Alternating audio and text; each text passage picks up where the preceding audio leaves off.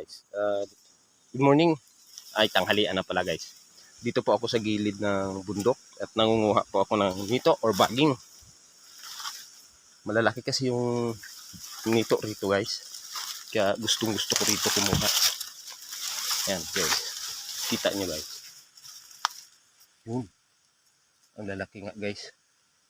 Kaso, ilan-ilan. Maganda rito guys kasi mahangin. Ito, lalaki ng nito dyan. Lang natin masyadong masukal ng kunti guys. Yan. Ay muna natin guys ha. Yan, para makita nyo. Ito. Yan. Yung nito na ginagawang nito plate guys.